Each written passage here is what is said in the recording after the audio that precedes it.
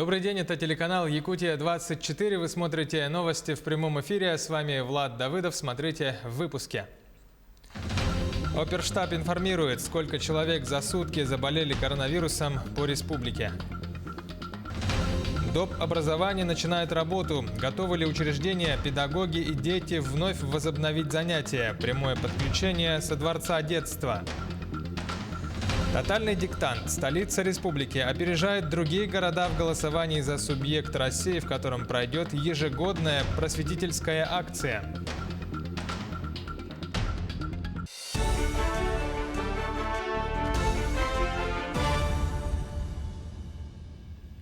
За минувшие сутки на территории республики зарегистрировали 242 новых случая коронавирусной инфекции, из них в Якутске 148. Что касается районов, то в Мегино-Кангаласском, Нерюнгринском, Чурапчинском районах зафиксировали по 6 случаев коронавируса, в Алданском, Алайховском, Амгинском, Вилюйском, Мирнинском районах по 5, а в Жиганском, Кобяйском, Аймеконском, Усть-Алданском и Хангаласском районах по 4. Лаборатории республики за сутки провели 5217 исследований. Об этом сообщили на традиционном брифинге оперативного штаба. На настоящий момент во время заседания республиканского штаба, который прошел с утра сегодня у главы республики Саха-Якутия Айсена Сергеевича Николаева, были поставлены задачи, прежде всего направленные на ситуацию по исполнению указа главы, подписанного в пятницу. Необходимо обратить внимание на базовую позицию данного указа. Она связана с усилением обязанностей, которые возлагаются на работодателей. На настоящий момент ранее рекомендуемая термометрия работников для всех работодателей на территории республики является обязательным. Контроль за исполнением данного пункта будет осуществлять Министерство труда и социального развития республики как орган, отвечающий за охрану труда на территории.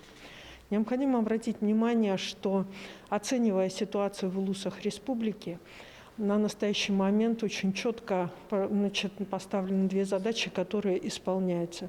Это увеличение количества и создание резервного количества коечного фонда в инфекционных стационарах и полное обеспечение аптек и, соответственно, больниц соответствующими лекарственными препаратами.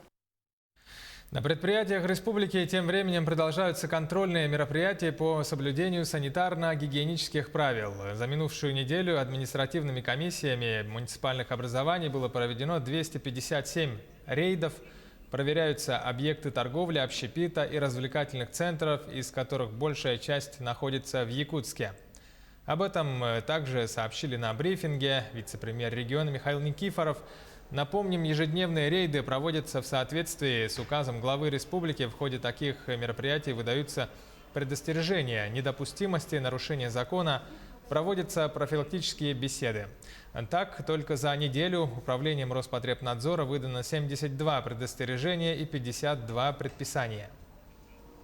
Всего составлено 10 актов комиссионного осмотра, составлено 41 протокол об административном правонарушении, 47 дел рассмотрено судебными органами. Проведено 307 профилактических бесед. Хотел бы отметить, что в том числе административные комиссии со сводной группы оперштаба города Якутска и Министерством предпринимательства проведено 360 выездных проверок. Из них 240 объектов торговли, 83 объектов общепита, 26 объектов бытовых услуг в 9 развлекательных центрах и в 2 фитнес-центрах. Составлено 1 протокол по части 1 статьи 20.6.1.1 КоАП Российской Федерации и всего проведено 88 профилактических бесед. В Алданской ЦРБ установили кислородные генераторы. Сделано это также в рамках борьбы с новой коронавирусной инфекцией в больницах сразу 3 районов. Сюжет Татьяны Вахниной из Алдана.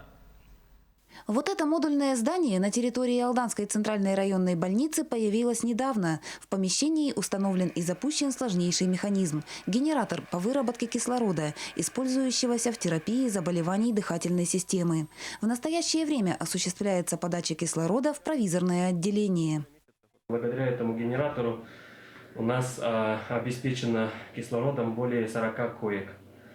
Преимущество данного вида в том, что значительно облегчаются условия работы для наших медицинских работников в части того, что ранее мы работали по баллонной системе, да, когда надо было направлять эти баллоны, устанавливать, ну и, соответственно, это требовало определенного времени. Монтаж модульного генератора и наладка механизмов велись в течение 1,5 месяцев. Коммуникации протянуты в здание родильного дома. Акушерская служба переведена в другое помещение, а здесь располагается провизорное отделение. Вырабатываемый генератором кислород поступает прямо в палаты. Для обеспечения кислородом ковидного отделения мощности аппаратного комплекса достаточны. 2 компрессора по 35 киловатт, 3 емкости. Каждая по 900 литров, это у нас 300 литров. Там, как видели, осушители, 2 осушителя осушают воздух, скидывают это все в конденсат.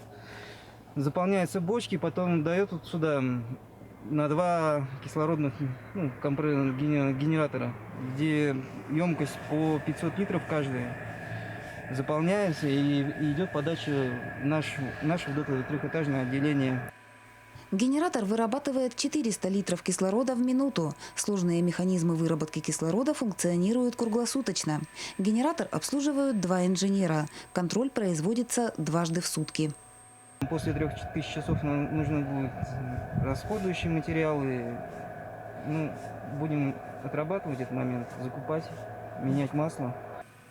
Кислородный генератор был предоставлен Алданской ЦРБ Министерством здравоохранения Якутии в рамках борьбы с новой коронавирусной инфекцией. Подобные станции были запущены еще в 2 районах. Кроме генератора, в Алдан поступил реанимобиль. Машина скорой помощи уже вышла на линию. Она обслуживает город Томот. Татьяна Вахнина, Алдан. Напомним, указом главы Якутии на территории региона с этой недели возобновляются работы кружков и секций дополнительного образования. Сейчас мой коллега Дмитрий Тымыров находится во Дворце детского творчества. Он готов рассказать, готовы ли учреждения доп. Образования вновь принять детей и по какой схеме они будут работать. Дмитрий, добрый день. Тебе слово, пожалуйста. Влад, здравствуй. Но прежде чем начать рассказать, как вообще будет переход с дистанционного обучения на очное, хочется отметить, что сегодня на территории города Якутска работает 4 учреждения дополнительного образования, также кружки и секции работают в отдельных классах общеобразовательных школ города Якутска, в которых обучается более 14 тысяч детей и в которых реализуется 275 образовательных программ. Конечно же, большая часть из этих образовательных программ сегодня реализуется в стенах Дворца детского творчества, где сейчас мы и находимся. Но сегодня здесь коллектив и в целом работники Дворца детского творчества готовы принять детей. Здесь созданы все безопасные условия. Как вы видите, здесь есть рециркуляторы воздуха, автоматические дозаторы дезинфекции и так далее. И каждого проходящего здесь здания человека встречают специалисты Дворца детского творчества, измеряется температура, а также записываются все его личные данные. Как нам сообщили, во Дворце детского творчества переход с дистанционного обучения на очный будет проходить поэтапно. Вначале здесь будут принимать детей именно технические, музыкальные кружки, а также уже более по истечении времени будут уже, конечно же, переходить на полное очное обучение. Также здесь сообщили, что каждого педагога попросили каждую свою творческую группу разделить на подгруппы по 15 человек, и они будут, то есть половина детей будет обучаться здесь, в здании Дворца детского творчества. Это в основном будут занятия практического характера, а теоретические занятия, конечно же, будут проходить в дистанционной форме обучения. В целом такую форму работы, они говорят, смешанная. Действительно, как нам сообщили в Управлении образования города Якутска, сегодня по рекомендации Министерства образования и науки региона форма обучения дополнительного образования делится на несколько форм. Давайте послушаем, что нам сообщили в Управлении образования города Якутска. Сегодня будет составлено расписание учреждений, где, будет применяться смешанный вариант работы. То есть по некоторым программам будет это очное занятие детей, по некоторым очное, дистанционно и дистанционное занятие. Конечно, при обучении очном режиме, будут соблюдаться все меры санитарные нормы, которые предписаны Роспотребнадзором. Значит, в достаточном количестве все учреждения дополнительного образования оснащены различными термометрами бесконтактными, дозаторами и средствами дезинфекции. Ну, все коллективы и вообще в целом все педагоги думают, что весь этот процесс перехода с дистанционного обучения на очное пройдет безболезненно, и образовательные учреждения города Якутска вновь будут работать в тесном контакте со своими воспитанниками. На этом у меня все. Влад. Да, Дмитрий, спасибо. Это было прямое подключение со Дворца детства моего коллеги Дмитрия Тымырова с информацией о возобновлении кружков и секций дополнительного образования согласно нового указа главы республики.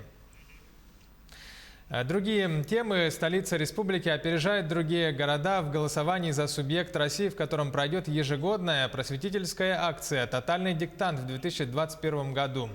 Якутск собрал 3329 голосов. В шорт-лист состязаний вошли Рязань, который набрал 1748 голосов, Ярославль – 1053. Далее идут Саранск и Томск. Отбор продлится до 24 ноября. Каждый зарегистрированный пользователь totaldict.ru может голосовать один раз в сутки. Финал конкурса состоится 6 февраля будущего года. Автор текста приедет в город-победитель 10 апреля, чтобы прочитать диктант на главной площадке всемирной акции. Имя этого автора объявили 10 ноября. Им стал современный российский писатель Дмитрий Глуховский. Автор постапокалиптических романов «Метро-2033» и «Метро-2034». Кинорежиссеру Дмитрию Давыдову вручили диплом лауреата общественной премии «Алампа» в номинации «Кинематограф». Премия «Алампа» была создана Ассоциацией творческих союзов Якутии и театра Маланхо в прошлом году во исполнение завещания поэта и драматурга анимпадиста Ивановича Сафронова Алампа, выдающегося государственного деятеля культуры и одного из основоположников якутской литературы.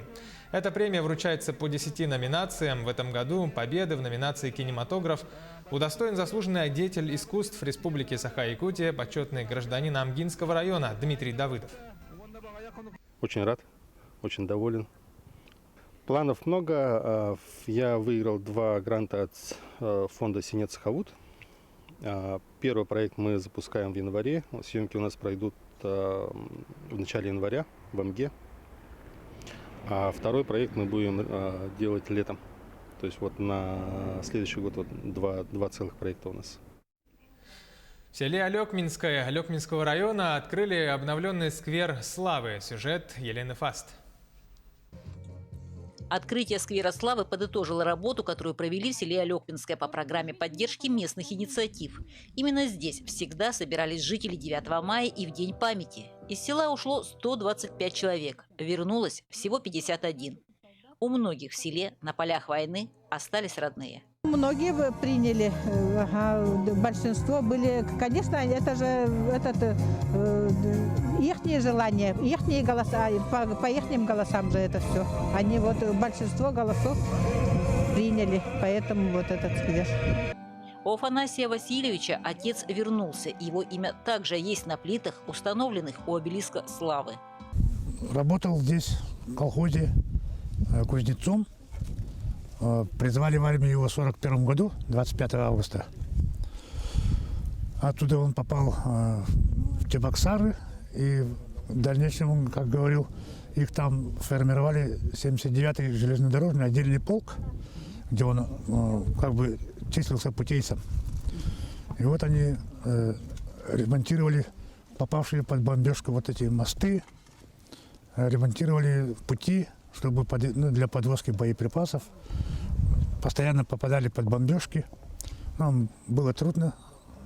Сперва было страшно, а потом как-то привыкли. Вот он прошел Польшу, Померанию и до самого Берлина. Реализованный проект оправдал ожидания. В небо устремлен обелиск, на котором парят журавли. Памятные плиты, как наглядная история села.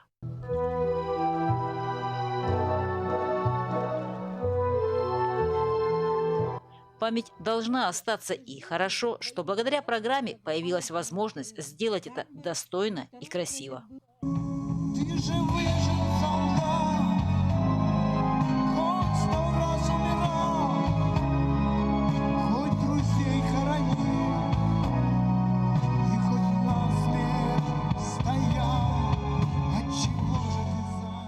Елена Фаст, Максим Копылов, Алекминск. Таковы новости. К этому часу оставайтесь на Якутии 24. Всегда будьте в курсе, носите маски, берегите здоровье.